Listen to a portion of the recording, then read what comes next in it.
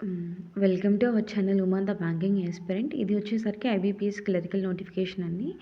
So, మనకి 21 August 21 అంటే రేపు సండేతో రిజిస్ట్రేషన్స్ అనేది క్లోజ్ అవుతుంది. ఎవరైనా గానీ అప్లై చేయకపోతే కంపల్సరీగా అప్లై చేయండి. పోస్టర్స్ కూడా చాలా ఎక్కువున్నాయి.